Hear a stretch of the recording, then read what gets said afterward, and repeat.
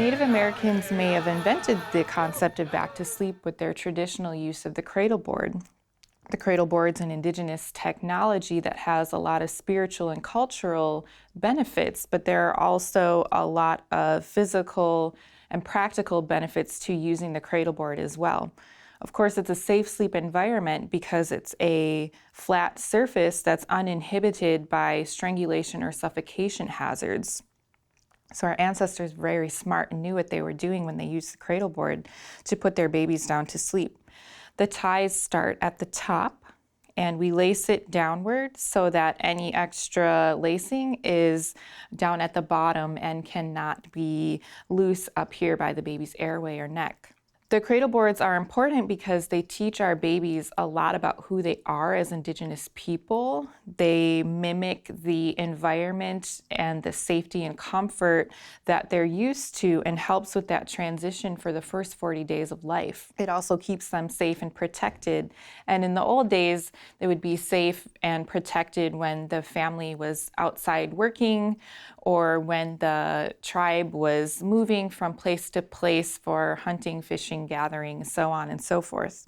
The bow has a significance to us because this is where we can keep significant items such as the umbilical cord or the medicine wheel or a dream catcher, things that are significant to the baby. So the cradle board itself is a medicine because it's made out of wood. It comes from Mother Earth and it teaches the baby that they belong here to our community, and it's a welcoming and a wrapping of love for this new being that's come to our earth. Back to sleep is so significant because there is actually a flow of oxygen for this baby. And remember, the baby's airway is just the size of a drinking straw. It's very small, and their little mouths are very small as well. And when they're born, they're still developing their lungs and their ability to breathe. The cradle board and back to sleep keep them safe because oxygen is constantly flowing into the baby and carbon dioxide is constantly flowing out.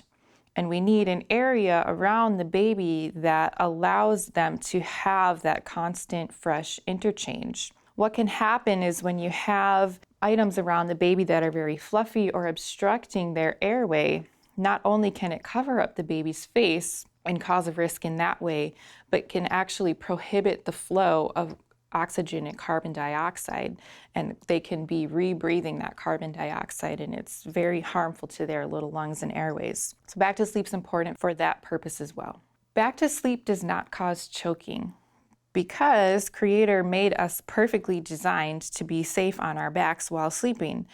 If a baby spits up, they will actually swallow the spit up. Now, what happens when you have a baby that is turned to their side or is put down on their belly to sleep, a couple things can happen. They can actually be stuck in the pool of spit up and not be able to lift themselves out of it. There also is a chance that spit up could travel down into their airway, but that's not possible when they're on their back. So you can feel safe knowing that your baby will be fine. If they spit up, they'll probably just swallow it back down. We want to acknowledge that public health professionals, say 20 to 30 years ago, did recommend that we put babies on their side or on their belly to sleep because we didn't fully understand the anatomy and how that works. But when we think about our ancestral technologies, it's clear that our ancestors knew that the babies were perfectly designed to sleep on their back and that spitting up wasn't a risk for them for choking or suffocating.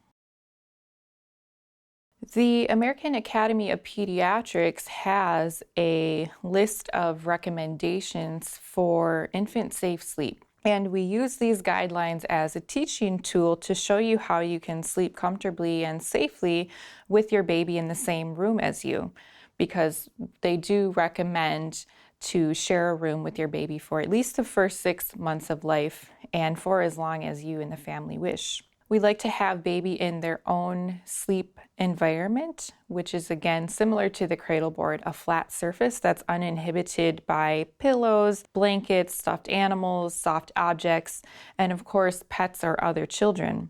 So they're in their own safe sleep environment, flat on their back, back to sleep, and we can use, instead of blankets or any loose items, we can actually use a swaddling device. There are many available nowadays that can really help with the comfort and soothing of the baby, but not have any loose items around their airway. We want to model ourselves after our ancestors. Our ancestors used tobacco ceremonially and not commercially. So we want to help families to quit smoking and have a smoke-free home. Smoke-free homes are so important for our baby, and we may not connect that to safe sleep, but it is related to safe sleep because that secondhand smoke and third-hand smoke can actually damage the lungs. It can really affect the baby's ability to breathe clearly and safely while they're awake and while they're asleep. So smoke-free homes is one of the infant safe sleep recommendations. Now, if you're somebody who's looking to start their quitting journey, there are a lot of resources available to you. Many tribal communities have smoke-free coaching classes.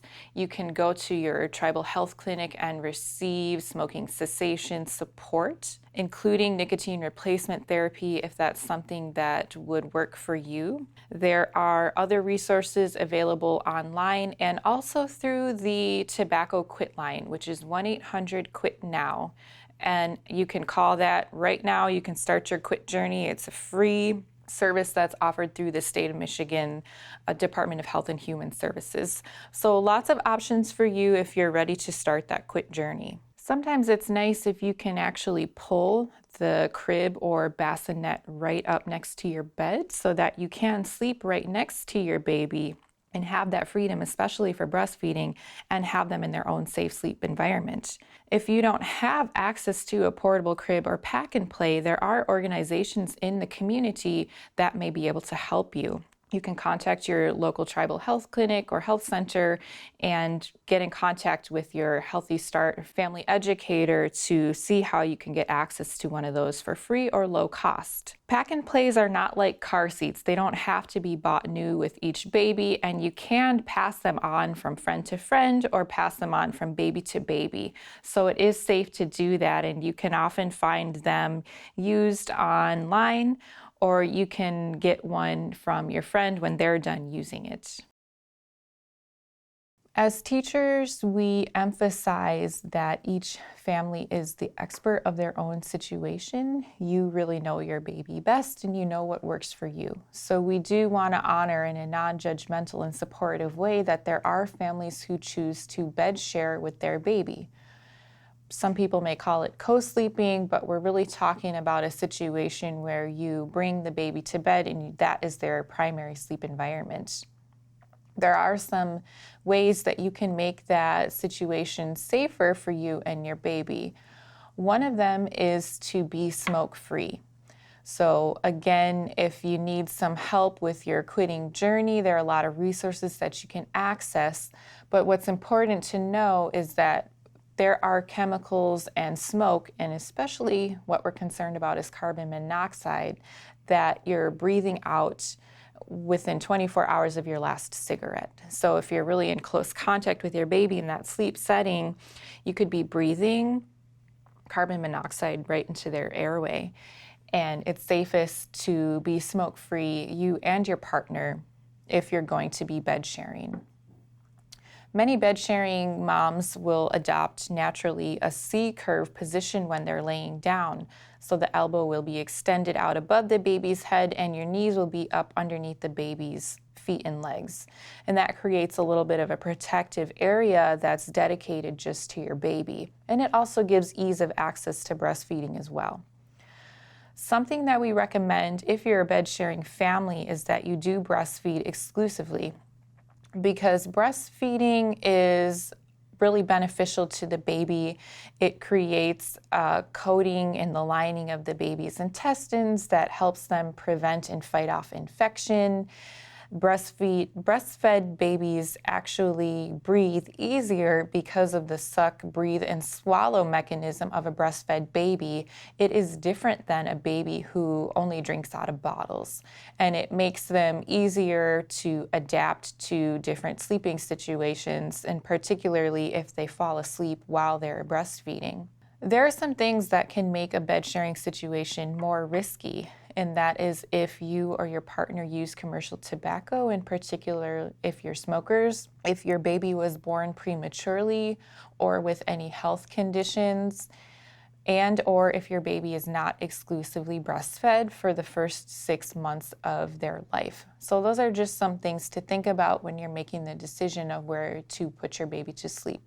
A lot of parents are tired, and we just acknowledge that having a baby can be very challenging, and there are times when you may be so tired that you'll fall asleep, especially while you're feeding your baby. If this sounds like you, we just want to encourage you that you actually find an area where you'll be safe with your baby, where there's not any risk that you could wake up suddenly and drop them to the floor, or that they could roll out of your arms. So it's actually safer, if you're going to fall asleep with your baby while you're breastfeeding them, to do it in your own bed and to create a space that's clear of any stuffed animals, pillows, comforters, or blankets for the baby. All you need is you, your baby, and a wearable blanket or a swaddling if it's cold enough for that. It's actually more dangerous to be breastfeeding and to fall asleep on a couch, an armchair, or sitting up in the rocking chair, because there is the possibility that you could suddenly awake and drop the baby, or that they could roll into fluffy cushioning or a pillow. So we recommend that if you think you're so tired you fall asleep, that you actually do it in the bed and you follow those safe co-sleeping guidelines. Baby wearing is a safe, traditional Indigenous practice, and almost every Indigenous community around the world has a baby wearing tradition. And some people wonder, is this safe sleep? Is this something that I can do? And do you recommend it? And of course we recommend it, because it's our Indigenous practices that we're modeling after. So we can carry our babies while they're sleeping, while they're awake, in our traditional baby carriers, as long as we follow all of the safety recommendations and we use baby carriers that we're very comfortable with and feel good about carrying our baby. There are lots of guidelines and information and experts out there and videos that you can access to teach yourself how to use those in a safe manner. Sometimes people also wonder about when their baby's sleeping. Sometimes they think when we're talking about safe sleep that you have to put them down and you can never hold them while they're sleeping. And that's definitely not what we're after. We really want to promote that bonding. We want to enjoy that time when they're little. It flies by so fast. So you can hold your baby as long as you want while they're sleeping. Just be real with yourself. If you think you're going to fall asleep, that you'll actually lay down with them in a safe environment. Breastfeeding is so culturally significant, and with everything in our Anishinaabe lifeways, there's a spiritual benefit to breastfeeding, and there's a practical benefit to breastfeeding as well. Practically, why breastfeeding is a life-saving technology or a life-saving practice is because it prevents infection. It stimulates the baby to breathe because of the suck, breathe, and swallow mechanism of a breastfed baby. It's actually different than a baby who drinks from bottles. And so it helps them to breathe easier. Breastfed babies are more adaptable to the environment that they're in, and it helps develop their muscle, ligaments, and bones in a developmentally appropriate way. Every family has the same goal, which is a healthy, happy baby and a healthy, happy family. And we honor and recognize that our babies are sacred to us. We believe that they're an ancestor who has returned to us to fulfill their ultimate spiritual purpose. And it's really our responsibility as their caretakers to nurture them and to fulfill the responsibility of caring for them in the best way possible. There are many ways to do that, and we honor that each of you are the experts in your own family situation, and that it's really an honor for us to be able to walk with you on that parenting journey.